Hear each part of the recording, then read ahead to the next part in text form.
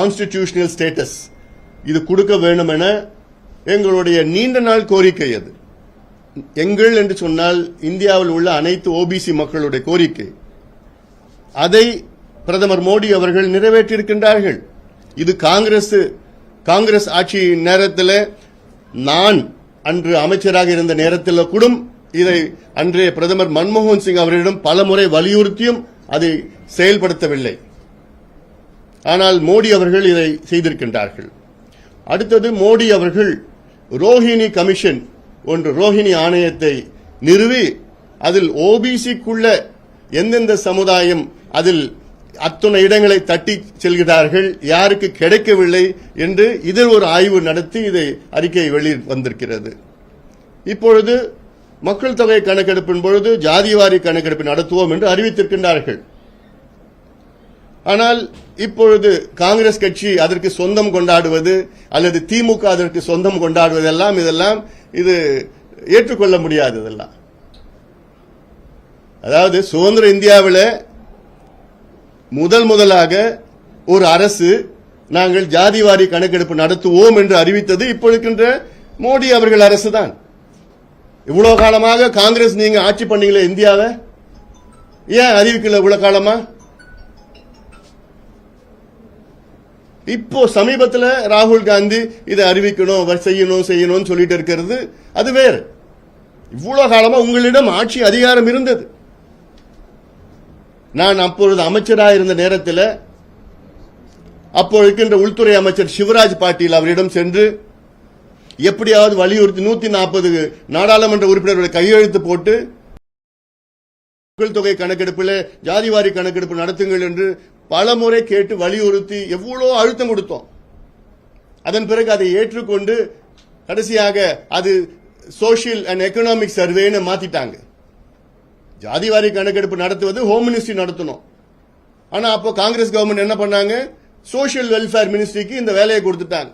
Social welfare மினிஸ்ட்ரிக்கு பட்ஜெட்டும் கிடையாது, ஆட்களும் கிடையாது, ஒன்றும் கிடையாது. அதன் பிறகு ஏதோ ஒரு நடத்தினாங்க, அது வெளியில கூட விட முடியாத ஒரு சூழல். ஏதோ ஒன்று கணக்கு நடத்தினாங்க, அவ்வளவுதான். அது ஜாதிவாரி கணக்கு இல்லை. அப்போ திமுக காங்கிரஸ் கூட கூட்டணியா இருந்தது அப்போ அறிவிச்ச நேரத்தில். அப்போ நீங்க என்ன பண்ணீங்க? வாஜ்பாய் அவர்கள் பிரதமராக இருந்த நேரத்தில் எங்கள் மருத்துவர் ஐயா அவர்கள் பலமுறை அவரை சந்தித்து அத்வானி அவர்களிடம் வலியுறுத்தி, அப்பொழுது துணை பிரதமர் அத்வானி அவர்கள் வலியுறுத்தி எடுக்கின்ற நேரத்தில் அத்வானி அவர்கள் ஒத்துக்கிட்டார். 2001 மக்கள் தொகை கணக்கெடுப்பில் ஜாதிவாரி கணக்கெடுப்பு நடத்தணும்னு ஒத்துக்கிட்டார்.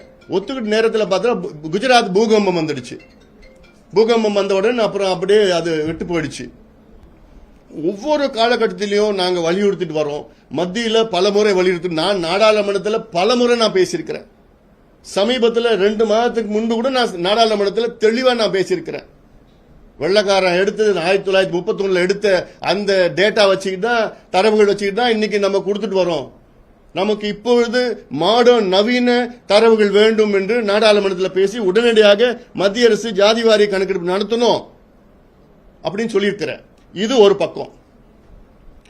அடுத்தது எங்களுடைய கோரிக்கை என்னன்னா, தமிழ்நாட்டில் காஸ்ட் சர்வே தமிழக அரசு உடனடியாக அறிவிக்கணும். இதற்கு பல காரணங்கள் இருக்கு.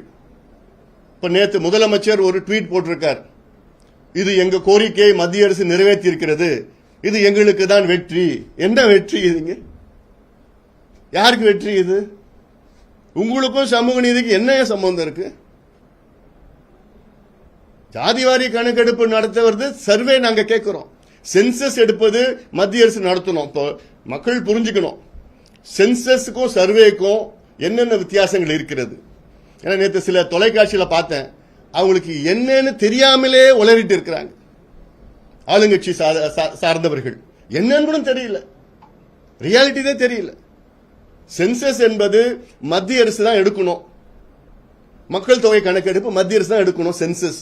அது கூட ஜாதிவாரி கணக்கெடுப்பு மத்திய அரசு சென்சஸ் கூட எடுக்கிறது, அது இன்னொரு அடிஷனல் டேட்டா தான். இந்த சென்சஸ் மத்திய அரசு எடுக்கிறது இப்ப பிராக்டிக்கலா என்ன ஆகும் பாருங்க. கடைசி சென்சஸ் எடுத்தது 2010 இருந்து எடுக்க ஆரம்பிச்சாங்க. அந்த டேட்டா நமக்கு எப்ப வந்ததுன்னா 2013 வந்தது. 3 ஆண்டுகள் ஆச்சு அந்த டேட்டா வரத்துக்கு. அது கம்பைலேஷன்லாம் போட்டு அறிவிக்கிறதுக்கு. இப்போ மத்திய அரசு அறிவிச்சிருக்கிறது அடுத்த சென்சஸ்ல காஸ்ட் சென்சஸ் கூட நாங்க சேர்த்து எடுப்போம். தனியா காஸ்ட் சென்சஸ் சொல்லல. காஸ்ட் சென்சஸ் மக்கள் தொகை கணக்கெடுப்பு எப்ப எடுக்க போறாங்கன்னா 2026லயோ 7லயோ எடுப்பாங்க.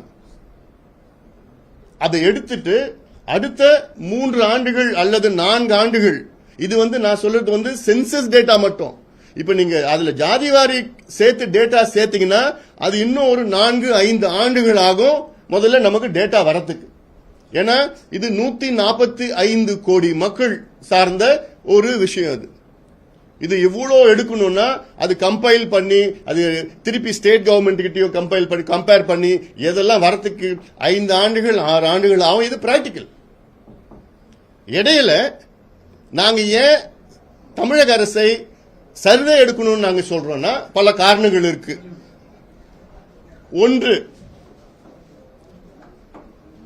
பல காரணங்கள் இருக்கு. அதுல ஒன்று, உச்சநீதிமன்றத்தில் 69 விழுக்காடு வழக்கு நிலுவையில் இருக்கு. இந்த வழக்கு 2007 போட்டது. பிறகு 2010 ஒரு தீர்ப்பு வந்தது. 2018 மறுபடியும் இன்னொரு வழக்கு போட்டாங்க. 2020 இன்னொரு வழக்கு போட்டாங்க. இந்த வழக்கெல்லாம் சேர்த்து இந்த வழக்கு என்னைக்கு வேணா வரும். உச்சநீதிமன்றம் நீதிபதிகள் கேட்கறது தமிழ்நாட்டில் டேட்டா இருக்கா, 69 விழுக்காடு மக்கள் பிசி, எம்பிசி, எஸ்சி, எஸ்டி இருக்கிறாங்களா, நியாயப்படுத்துங்க சொல்லியிருக்கிறாங்க. இந்த வழக்கு என்னைக்கு வேணா வரும். நீங்க இல்ல மத்திய அரசு எடுக்கிறாங்க சொன்னா மத்திய அரசு எடுக்கிறதுக்கு எப்படியாவது 3, 4, 5, 6 ஆண்டுகள் கூட ஆகலாம். இது பிராக்டிக்கல் இஷ்யூ. இடையில கேஸ் வந்துருச்சுன்னா இதை ரத்து பண்ணிடுவாங்க. 69 விழுக்காடு ரத்து பண்ணிடுவாங்க. இது ஒண்ணு. ரெண்டாவது, நான் சொல்றது மிக முக்கியமானது. ஏன் தமிழக அரசு சர்வே எடுக்கணும், காஸ்ட் சர்வே எடுக்கணும்? Under the 2008 Indian statistical act. இப்போ நாடாளுமன்றத்தில் ஒரு சட்டம் நிறைவேற்றுறாங்க. எதுக்கு இந்த சட்டத்தை கொடுக்கறாங்க? கணக்கெடுப்பு சட்டம். கணக்கெடுப்பு சட்டம்னா நீ மாநில அரசு, மத்திய அரசு, உள்ளாட்சி பிரதிநிதிகள், பஞ்சாயத்து தலைவர்களும் அந்த இந்தியன் ஸ்டாட்டிஸ்டிக்கல் ஆக்ட் 2008 படி எல்லாம் கணக்கெடுப்பு நடத்தலாம், டேட்டா வாங்கலாம். ஒரு பஞ்சாயத்து தலைவர் அவங்க பஞ்சாயத்துல எத்தனை வீடு இருக்கு, எத்தனை வீட்டுல யார் யார் இருக்கிறாங்க, அதுல அரசு வேலையில் இருக்காங்களா, இல்ல அவங்க குடிசையில வாழறாங்களா, அவங்களுக்கு எத்தனை ஏக்கர் இருக்கு, இல்ல அவங்க வீட்டுல கழிப்பறைகள் இருக்கா, மின்சாரம் இருக்கா, சாக்கடை இருக்கா, எத்தனை பேர் படிச்சிருக்காங்க, எத்தனை பட்டதாரிகள், முதல் பட்டதாரி, இதெல்லாமே ஒரு பஞ்சாயத்து தலைவர் கூட எடுக்கலாம். ஆனா தமிழ்நாட்டில் நம்ம முதலமைச்சர் எடுக்கிறதுக்கு மனசு இல்லை அவருக்கு. ஏன் எடுக்க மாட்டீங்க? ஏன் உங்களுக்கு விருப்பம் இல்லையா? தமிழ்நாட்டில் என்னென்ன மக்கள் எந்த நிலையில் இருக்கிறாங்கன்னு தெரியறதுக்கு உங்களுக்கு விருப்பம் இல்லையா? ஒரு நல்ல ஆட்சி செய்கின்றவர் முதலமைச்சர் யார் அந்த நாற்காலியில் உட்கார்ந்தாலும் அவங்க என்ன முதல்ல மனசுல வரணும், ஓ தமிழ்நாட்டில் இவ்வளவு மக்கள் இருக்கிறாங்க, இந்த மக்கள் என்ன நிலையில் இருக்கிறாங்கன்னு தெரிஞ்சாதானே நான் அவருக்கு ஏற்ற திட்டங்கள் கொடுக்க முடியும். ஒரு உதாரணம் நான் சொல்றேன். தமிழ்நாட்டில் 114 பிரிவுகள் எஸ்சி எஸ்டியில் இருக்கு. தமிழ்நாட்டில் அந்த 114ல 36 பிரிவுகள் மலைவாழ் மக்கள் எஸ்டியில் இருக்கிறாங்க தமிழ்நாட்டில் மட்டும். மீதி இருக்கிற 78 பிரிவுகள் எஸ்சியில் இருக்கிறாங்க. தாழ்த்தப்பட்ட பட்டியலின மக்கள் 78 பிரிவுகள் இருக்கிறாங்க. இது ரெண்டு சேர்த்து தான் எஸ்டி எஸ்டி. எஸ்சி எஸ்டி இதுக்கு தமிழ்நாட்டில் 19 விழுக்காடு இடஒதுக்கீடு, 18+1. இப்போ நல்ல நிர்வாகி என்ன செய்யணும்? எஸ்சி எஸ்டிக்கு நாங்க 19 விழுக்காடு இடஒதுக்கீடு கொடுக்கிறோம். இந்த இடங்கள், இந்த கல்வியோ இந்த வேலை வாய்ப்போ இந்த 114 பிரிவுகளுக்குள்ள யார் அதிகமா எடுத்துட்டு போறாங்க, யாருக்கு கிடைக்கல, யாருக்கு குறைவா கிடைக்குது, இந்த டேட்டா வேணுமா வேணாமா? இந்த டேட்டா வச்சாதான் அது யாருக்கு கிடைக்காத மக்களுக்கு கிடைக்க வைக்கணும். அதுதான் டேட்டா வேணும், அதுக்கு தான் சர்வே வேணும். இது மொத்தத்தில் தமிழ்நாட்டில் 377 சமுதாயங்கள் இடஒதுக்கீட்டை அனுபவித்துக் கொண்டிருக்கின்றார்கள்.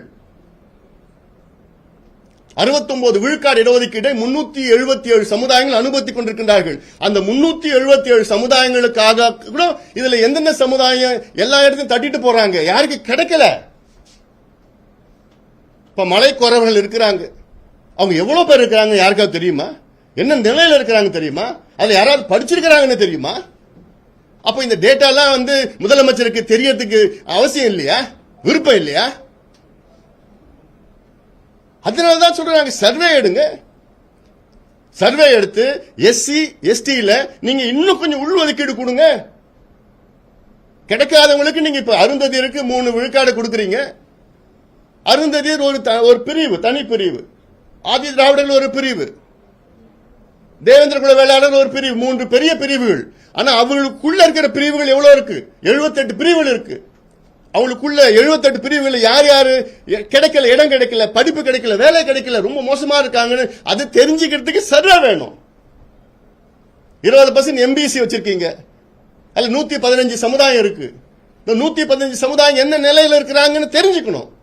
யார் அதிகமா அதில் 115 சமுதாயங்கள் யார் அதிகமா எண்ணிக்கையில எடுத்துட்டு போறாங்க சீட்டை, யாருக்கு கிடைக்கல, யாரு குறைவா இருக்கு, அதை நிவர்த்தி செய்வதற்கு நமக்கு டேட்டா வேணும். பிசியில 30% நம்ம கொடுக்கிறோம் இடஒதுக்கீடு. பிசியில யாரு எல்லா இடத்தையும் தட்டிட்டு போறாங்க, இல்ல யாரு கம்மியா தட்டிட்டு போறாங்க, இதெல்லாம் தெரிஞ்சுக்கிறதுக்கு மாநில அரசு தான் டேட்டா எடுக்கணும். மத்திய அரசு எடுக்கிற சென்சஸ் வந்து மேக்ரோ லெவல். மேக்ரோ லெவல் என்றால் ஓரளவுக்கு ஒரு தெரிஞ்சிருக்க தலையை எண்ணிப்பாங்க. தமிழ்நாட்டில் நாடார் சமுதாயம் எத்தனை பேர் இருக்கிறாங்க, வன்னியர் எத்தனை பேர் இருக்கிறாங்க, மீனவர்கள் எத்தனை பேர் இருக்கிறாங்க, கவுண்டர்கள் எத்தனை பேர் இருக்கிறாங்க, தேவர்கள் எத்தனை பேர், இப்படிதான் தலை எண்ணுவாங்க. இன்னொன்னு கூட நான் சொல்றேன். ஆனா சர்வே என்பது அதுல டீடைல்டா எடுத்துக்கலாம். இந்த சமுதாயத்தில் என்னென்ன நிலையில இருக்காங்க. 1 பாப்புலேஷன், 2 சமூக பின்தங்கிய நிலை. இது ரெண்டும் எக்ஸ்ட்ராபுலேட் பண்ணாதான் நமக்கு உண்மையான நிலை கிடைக்கும். இதுதான் உச்சநீதிமன்றமும் உயர்நீதிமன்றமும் விரும்புறாங்க.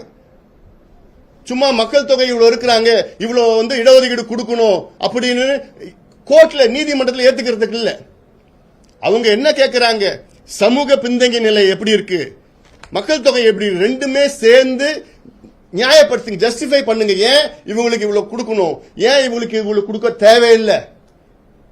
அதுதான், அதுக்கு நமக்கு டேட்டா வேணும், அதுக்கு சர்வே பண்ணாதான் கிடைக்கும். இப்போ இன்னொன்னு கூட சொல்றேன். மத்திய அரசு கடந்த மக்கள் தொகை கணக்கெடுப்பின் பொழுது 30 கேள்விகள் கேட்டாங்க சென்சஸ்.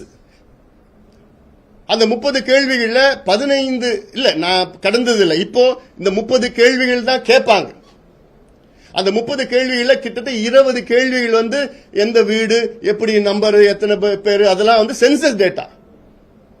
இந்த ஜாதிவாரி கணக்கெடுப்பு மொத்தம் 5 கேள்வி தான் கேட்பாங்க. இன்னும் அது வெளியில விடல எப்படி பண்ண போறாங்கன்னு. பட் இப்படிதான் இருக்கணும், ஏன்னா 145 கோடி மக்கள், 5 கேள்வி தான் ஜாதிவாரி கணக்கெடுப்புக்கு கேட்பாங்க. அந்த நிலையெல்லாம் இருக்கு. ஆனால் அதை வைத்து இங்க இருக்கின்ற தமிழ்நாட்டில் நம்ம நியாயப்படுத்த முடியாது. அதுக்காக நான் சொல்றேன், உங்களுக்கு சட்டம் இருக்கு. தெலுங்கானால பண்ணிருக்கிறாங்க. தெலுங்கானா எத்தனை கேள்வி தெரியுமா கேட்டிருக்கிறாங்க? 75 கேள்விகள் கேட்டிருக்கிறாங்க. 56 முதல் கேள்வி, முக்கிய கேள்விகள், மெயின் கொஸ்டின்ஸ், மீதி இருக்கிறதா துணை கேள்விகள். 75 கேள்விகள் கேட்டு அவங்களுடைய முழு விவரம் எடுத்து அதன் பிறகுதான் இப்போ இடஒதுக்கீடு அதிகப்படுத்துறதோ. இடஒதுக்கீடு மட்டும் நான் பேசல, நான் சொல்றேன், இப்போ ஒரு சமுதாயம் மலை குறவர்கள் இருக்கிறாங்க, அவங்கள பத்தி ஃபுல் டேட்டா எடுக்கிறோம். எடுத்துட்டு அவங்க ரொம்ப மோசமான நிலையில இருக்கிறாங்கன்னா அந்த சமுதாயத்தை எப்படி முன்னேற்றலான்னு டேட்டா இந்த சர்வேல தான் எடுக்க முடியும். மத்திய அரசு எடுக்கிற சென்சஸ்ல வராது, எடுக்க முடியாது. அப்படி எடுத்து அந்த மலைக்குறவர்களுக்கு அவங்க தனிப்பட்ட முறையில் எத்தனை வீடுகள் எங்கெங்க இருக்கிறாங்க, அவங்களுக்கு வேலை வாய்ப்பை கொடுங்க, அவங்களுக்கு கடனை கொடுங்க, இலவசத்தை கொடுங்க, வேலையை உருவாக்குங்க, படிப்பை கொடுங்க. அப்படி மைக்ரோ லெவல்ல எடுத்து அவங்க மைக்ரோ டார்கெட் பண்ணாதான் தமிழ்நாடு முன்னேறும். இல்ல குத்து மதிப்பா நாங்க அரசியல் பண்ணிட்டு எங்களுக்கு அதிகாரம் இல்லை, அதிகாரம் இல்லை சொல்றதுலாம் அதை ஏத்துக்க முடியுமா? ஒரு முதலமைச்சர் சட்டமன்றத்தில் அதிகாரம் இல்லை, எப்படி அதிகாரம் இல்லை? எதுக்கு நாங்க நாடாளுமன்றத்தில் வந்து இந்த சட்டத்தை கொடுத்தோம்? உங்களுக்கு கணக்கெடுக்க நடப்பதான் சட்டம் கொடுத்தோம். இந்தியன் புள்ளியியல் விவர சட்டம், பேரு இந்திய புள்ளியியல் விவர சட்டம், இந்தியன் ஸ்டாட்டிஸ்டிக்கல் ஆக்ட் 2008 பாஸ் பண்ணுது. அந்த சட்டத்தின் கீழ் தான் பீகார்ல எடுத்திருக்கிறாங்க, தெலுங்கானால எடுத்திருக்கிறாங்க, கர்நாடகாவில் எடுத்திருக்கிறாங்க, இப்ப ஆந்திராவில் அறிவிச்சிருக்கிறாங்க, ஒடிசால அறிவிச்சிருக்கிறாங்க, நடத்திட்டு இருக்கிறாங்க. எந்த நீதிமன்றமோ இந்த இந்தியன் ஸ்டாட்டிஸ்டிக்கல் ஆக்ட் 2008 படி புள்ளி விவரங்களை சேகரிக்கிறதுக்கு தடை பண்ணல. நேற்று தொலைக்காட்சியில பார்த்தா பொய்ய சொல்லிட்டு இருக்கிறாங்க. நீதிமன்றம் தடை பண்ணிடுச்சு, நீதிமன்றம் தடை பண்ணிடுச்சு. எப்படியா பொய்ய சொல்லுவீங்க நீங்க? இந்தியாவில் இது வரைக்கும் இந்தியன் ஸ்டாட்டிஸ்டிக்கல் ஆக்ட் 2008 பயன்படுத்தி யாராவது எந்த டேட்டா எந்த மாநிலம் எடுத்தாலும் எந்த நீதிமன்றம் தடை பண்ண முடியாது. அதுல வந்த டேட்டா வச்சு அதை நியாயப்படுத்தல. பீகார்ல என்ன தடை பண்ணாங்கன்னா அது வைத்த இடஒதுக்கீடு அதிகப்படுத்த எப்படி பண்ணாங்கன்னா மக்கள் தொகையை வச்சுதான் அதிகப்படுத்தினாங்க. சோசியல் பேக்வர்ட்னஸ் வச்சு அதிகப்படுத்தல, ரெண்டுத்தையும் நியாயப்படுத்தல. அதனாலதான் தடை பண்ணிருக்கிறாங்க. இது ரெண்டும் சேர்த்து நீங்க அது சேர்த்து கொலாபரேட் பண்ணீங்கன்னா ஒண்ணுமே யாரும் எந்த நீதிமன்றம் தடை பண்ண முடியாது. தமிழ்நாட்டுக்கு இருக்கிற பிரச்சனைகள் மற்ற மாநிலங்களுக்கு இல்ல. ஒரு நிமிஷம் இல்ல. அதுக்காகத்தான் நாங்க மீண்டும் சொல்றோம், தமிழக அரசு இதை உடனடியாக எடுத்து நீங்க அதை நியாயப்படுத்தி உங்களுக்கு தெரியணும். மீனவர் சமுதாயம் எத்தனை பேர் இருக்கிறாங்க, என்ன நிலையில இருக்கிறாங்க, அவங்களுக்கு வீடு இருக்குதா, போட் இருக்குதா, இப்படி எல்லாம் சேர்ந்து எல்லாம் இப்ப எம்பிசில உள்ஒதுக்கீடு கொடுக்கணும்னா இந்த சர்வே தான் பண்ண முடியும். பிசில நீங்க உள்ஒதுக்கீடு கொடுக்கணும்னா சர்வே பண்ணணும். ஏன் எஸ்சியில நீங்க இன்னும் உள்ஒதுக்கீடு கொடுங்க. நீங்க அருந்ததியருக்கு நீங்க உள்ஒதுக்கீடு கொடுத்து அது கிராஸ் லெவல், மேக்ரோ லெவல்ல. அதுக்குள்ள நீங்க எத்தனையோ பிரிவுகள் இருக்கு. அவங்களுக்கு நீங்க உள்ஒதுக்கீடு கொடுக்கணும்னா நீங்க சர்வே தான் பண்ணணும். சென்சஸ் வச்சு ஒன்னும் பண்ண அது மாதிரி டேட்டா கிடைக்க போறது கிடையாது அதுல. அதனால ஒவ்வொரு பிரிவுக்குள்ள நீங்க உள்ஒதுக்கீடு கொடுத்தீங்கன்னா சர்வே பண்ணணும். இன்னொன்னு, இப்ப நேற்று கூட பேசினாங்க, திமுக சார்ந்தவங்க பேசி பொய்ய சொல்லிட்டு இருக்காங்க. அதாவது சுதந்திர இந்தியாவில் இது வரைக்கும் கணக்கெடுப்பு நடத்தல. கணக்கெடுப்பு நடத்தாம நீங்க எப்படி நீங்க 30% தமிழ்நாட்டில் பிசி கொடுத்தீங்க? எப்படி தமிழ்நாட்டில் நீங்க எம்பிசி 20% கொடுத்தீங்க? எப்படி நீங்க தமிழ்நாட்டில் 3.5% இஸ்லாமியர்களுக்கு நீங்க கொடுத்தீங்க? எப்படி தமிழ்நாட்டில் நீங்க 3% அருந்ததியர்களுக்கு கொடுத்தீங்க? எந்த கணக்கெடுப்பு நடத்தீங்க? நீங்க எந்த டேட்டா வச்சு கொடுத்தீங்க? இந்த டேட்டாலாம் சட்டநாதன் கமிஷன் 69ல 70ல அவங்க கொடுத்த டேட்டா, எக்ஸ்ட்ராபுலேட் பண்ண டேட்டா. அதன் பிறகு அம்பாசங்கர் அவர்கள் 84 85ல டோர் டு டோர் எனுமரேஷன் பண்ண டேட்டா. அதன் பிறகு ஜனார்தன் அவர்கள் வந்து இதெல்லாம் சேர்த்து கலெக்ட் பண்ணி கொலேட் பண்ணி அதுக்கப்புறம் அவர் ரெக்கமெண்டேஷன் கொடுக்கிறார். அதை வச்சுதான் இந்த டேட்டா வச்சுதான் 20% எம்பிசி கொடுக்குறீங்க. அது கோர்ட் ஏத்துக்குச்சு, நீதிமன்றம் ஏத்துக்குச்சு. 10% அதுல வன்னியர்களுக்கு கொடுத்தா அதுல என்ன பிரச்சனை? அது ஏன் ஏத்துக்கல? 20% ஏத்துக்கிறீங்க, கோர்ட்டும் ஏத்துக்குச்சு, நீங்களும் ஏத்துக்கிறீங்க. அதே டேட்டா வச்சு வன்னியர்களுக்கு 10% கொடுத்தா அதையே ஏத்துக்க மாட்டீங்க. அதே டேட்டா வச்சுக்கிட்டு அதே ஜனார்தன் ரெக்கமெண்டேஷன் 3.5% இஸ்லாமியர்கள் கொடுக்கிறாரு, அதை ஏத்துக்கிறீங்க. இதே ஜனார்தனன் 3% அருந்ததியர் கொடுக்கணும்னு சொல்றாரு, அதை ஏத்துக்கிறீங்க. இதே ஜனார்தனன் வன்னியர்களுக்கு 13% கொடுக்கணும்னு சொல்றாரு, அது மட்டும் ஏன் ஏத்துக்க மாட்டீங்க? என்ன நியாயம் அது? இது நான் வந்து இங்க வன்னியர் பிரச்சனை மத்த பிரச்சனை எல்லாம் அதெல்லாம் சொல்லல. There is a bigger problem than இந்த பிரச்சனை. பெரிய பிரச்சனை இருக்கு தமிழ்நாட்டுக்கு. 69 விழுக்காடு உள்ஒதுக்கீடு, நம்முடைய உரிமைகள். பேசிக் என்னன்னா ஒரு முதலமைச்சர் தெரிஞ்சுக்கணும் எந்தெந்த சமூகங்கள் எந்த நிலையில் இருக்கு, எந்தெந்த மாவட்டத்தில் என்னென்ன சமுதாயங்கள் இருக்கு. அந்த மாவட்டத்தை வளம் பெற இப்போ ஒரு உதாரணம் நான் சொல்றேன். தமிழ்நாட்டில் 38 மாவட்டம் இருக்கு. இந்த 38 மாவட்டத்தில் 20 மாவட்டம் மிக மிக மிக மிக பின்தங்கிய மாவட்டங்கள். அந்த 20 மாவட்டத்தில் 15 மாவட்டங்கள் வட மாவட்டங்கள். இந்த 15 மாவட்டத்தில் பாத்தீங்கன்னா கல்வியில கடைசி 15 இடத்துல வருது. எப்போ? 30 வருஷமா வருது. சுகாதாரத்தில் கடைசியில வருது. குடிசையில அதிகமா இருக்கிற தமிழ்நாடு அதிகமா குடிசை இருக்கிற மாவட்டங்கள் இந்த 15 மாவட்டம். தனிநபர் வருமானம் மிக குறைவான மாவட்டம் இந்த 15 மாவட்டம். தொழில் இல்லாத மாவட்டம் இந்த 15 மாவட்டம். வேலை வாய்ப்பு இல்ல. ஆனா டாஸ்மாக் விற்பனையில முதல் இடத்துல இருக்கு. முதல் ஃபர்ஸ்ட் 15ல இந்த 15 மாவட்டம் வருது. அப்போ என்ன நீங்க ஒரு முதலமைச்சரா நீங்க என்ன செய்யறீங்க? என்ன செய்யணும்? என்ன ஒண்ணும் செய்யல. அப்போ இந்த மாவட்டத்தை இந்த மாவட்டத்தில் யார் வாழறா? பட்டியலின மக்களும் வன்னியர்களும் அதிக அளவுல எண்ணிக்கையில் இருக்கிறாங்க. எல்லா சமுதாயம் இருக்கு. இந்த 2 சமுதாயம் எண்ணிக்கையில் அதிகமா இருக்கு. அப்போ நீங்க இந்த சம்பந்தமா திட்டங்கள் நீங்க கொடுத்து அதுக்கு கணக்கெடுப்பு நடத்தி இந்த பகுதியில் என்னென்ன இருக்குன்னு தெரிஞ்சாதானே நீங்க பண்ண முடியும், ஸ்கீம்ஸ் பண்ண முடியும், திட்டம் கொடுக்க முடியும். எல்லாமே இடஒதுக்கீடு பத்தி நான் பேசல. இடஒதுக்கீடு என்பது ஒரு part of the process, development process, அவ்வளவுதான். அதுக்கப்புறம் சமூக நல திட்டங்கள் இருக்கு. அது வேலை வாய்ப்பு உருவாக்குறது, அதன் பிறகு கடன் கொடுத்து அவங்கள முன்னேற்றுவது, இதெல்லாம் பல வகையான முன்னேற்றங்கள் இருக்கு. இதற்கெல்லாம் டேட்டா. அப்ப எங்க டேட்டா இருக்கு உங்களுக்கு? என்ன டேட்டா வச்சு நீங்க இதெல்லாம் நீங்க அறிவிக்கிறீங்க? அப்ப உங்களுக்கு டேட்டாவே வேண்டாம். அப்ப நீங்க என்ன நிர்வாகம் பண்றீங்க டேட்டா இல்லாம? ஏன் பஸ்ல போய் இலவச பெண்களுக்கு பஸ்ன்னு சொன்னீங்க, அதுல நீங்க கணக்கெடுப்பு நடத்துறீங்கல்ல? எத்தனை பேர் எலிஜிபிள் கணக்கெடுப்பு நடத்துறீங்கல்ல? நீங்க எத்தனை பெண்கள் எலிஜிபிள் கணக்கெடுப்பு நடத்துறீங்கல்ல?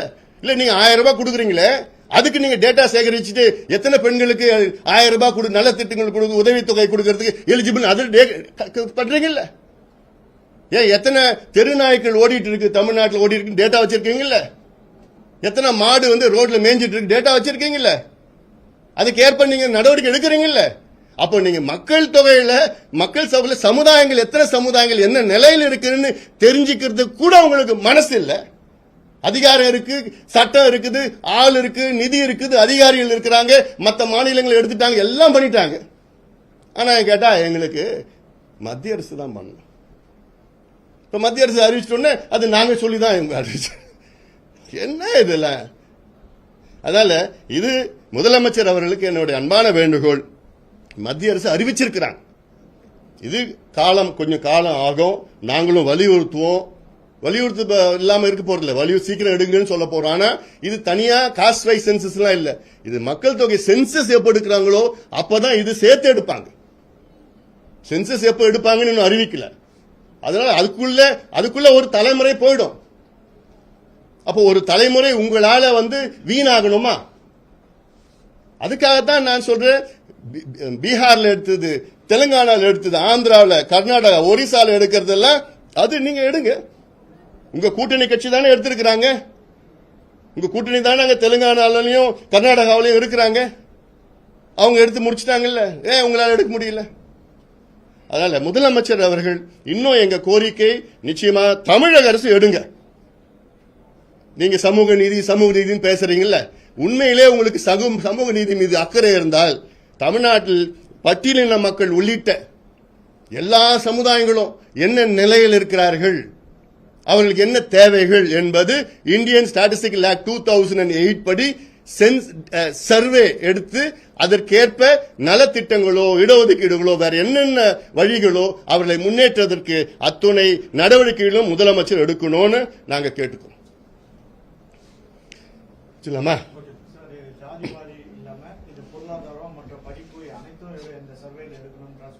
எல்லாமே நான் சொல்றது 75 கேள்விகள். மத்திய அரசு எடுத்தாலும் 5 கேள்வி தான் எடுப்பாங்க. ஒரு காலம் ஓபிசினா என்ன கம்யூனிட்டி, அதுல சப்காஸ்ட் என்ன, இதுதான் எடுப்பாங்க. தவிர அவங்களுக்கு என்ன அதுல எவ்வளவு வருமானம், வீடு இருக்குதா, முதல் பட்டதாரியா, குடிசை இருக்குதா, பாத்ரூம் இருக்குதா, அதெல்லாம் எடுக்க போறதில்ல. ஜென்ரலா இது ஒரு கிராஸ் லெவல், மேக்ரோ லெவல் எடுப்பாங்க. ஆனா அது எடுக்கிறதும் இன்னும் கொஞ்சம் காலம் ஆகும். அதை எடுத்து கம்பைல் பண்ணி அதெல்லாம் போட்டு பண்றது. சென்சஸ் மட்டும் 3 வருஷம் ஆகுது. அது கூட காஸ்ட் சென்சஸ் எடுத்தாலே இன்னும் டைம் ஆகும், பிளஸ் அது கம்பைல் பண்ணி வரதுக்கு டைம் ஆயிடும். அதனால இது நாம உடனே எடுத்தது. இதுக்கு அப்புறம் ஏன்னா சுப்ரீம் கோர்ட்ல கேஸ் இருக்கு, இது முக்கியமானது. சுப்ரீம் கோர்ட்ல கேஸ் இருக்கிறப்போ நம்ம பாட்டு அப்படியே விட்டுட்டோம்னா அப்புறம் நமக்கு 69 விழுக்காட்டு போய் அப்புறம் அதுவும் போயிட போகுது. மத்திய அமைச்சர் நேற்று பேசும்போது ஒரு விஷயம் சொல்லியிருக்காரு, மாநிலங்கள் தாங்களாகவே எடுத்துக்கொண்டால் சில குழப்பங்கள் குளறுபடிகள் ஏற்பட வாய்ப்பு இருக்கு. அதே மத்திய அமைச்சர் என்ன சொன்னார் தெரியுமா? சில மாநிலங்களை நல்லா எடுத்துக்கிறாங்க, சில மாநிலங்களை சரியா எடுக்கலன்னு சொல்லியிருக்கிறார். இது நீங்க இதை கேட்கணும்.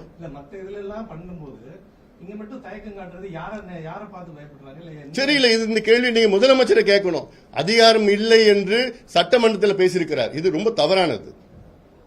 தெலுங்கானால இதே சட்டம் தான், இந்தியாவுக்கே இந்த சட்டம் பொருந்தும். அந்த இந்தியாவுக்கு பொருந்துகிற சட்டத்தில் தெலுங்கானால எடுக்கிறாங்க, ஆந்திராவில் எடுக்க ஆரம்பிச்சுட்டாங்க, ஒரிசால எடுக்க ஆரம்பிச்சுட்டாங்க, கர்நாடகால முடிச்சுட்டாங்க, பீகார்ல முடிச்சுட்டாங்க, இதே சட்டத்தின் கீழ். அப்போ இந்த சட்டம் தமிழ்நாடு பொருந்தாதா? தமிழ்நாட்டுக்கு இந்த சட்டம் தான் பொருந்தும். அந்த சட்டத்தின் கீழ் தான் எடுங்க. தெலுங்கானால 75 கேள்விகள் கேட்டிருக்கிறாங்க.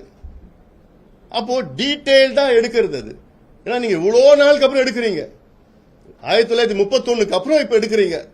கிட்டத்தட்ட 90-93 ஆண்டுகளுக்கு பிறகு இப்ப எடுக்கிறோம். அது எடுத்துக்கு நல்லா எடுத்து ஒழுங்கா எடுத்து இது இந்த டேட்டா வச்சுட்டு அடுத்த 50 ஆண்டுகள் இந்த டேட்டா வச்சுட்டு பண்ணணும். காங்கிரஸ் தலைவர் செல்வ பிள்ளைங்க சொல்லியிருக்காரு, 10 ஆண்டுகளாவே இல்லாம ஒரு தேர்தல், பீகார் தேர்தல் அந்த நோக்கத்துக்காக பண்றீங்களா புதுசா நானும் இது அப்படின்ற அப்படி கேட்டிருக்காரு. அதாவது மோடி அரசு இதெல்லாம் சொல்றேனே இப்ப இது என்ன வேணா இப்ப இவங்க இவ்வளவு நாளா ஆண்டானுங்களே தமிழ் இந்தியாவை ஆண்டாங்கல்ல அப்ப ஏன் அறிவிக்கல பேருக்குன்னு ஒன்று அறிவிச்சுட்டு அப்புறம் வந்து அதை மாத்திட்டாங்கல்ல ஏதாவது கேள்வி கேட்கறாங்கன்னா பதில் சொன்னா எப்படி வேணும் சொல்லிட்டு போலாம்ல நன்றி நன்றி நன்றி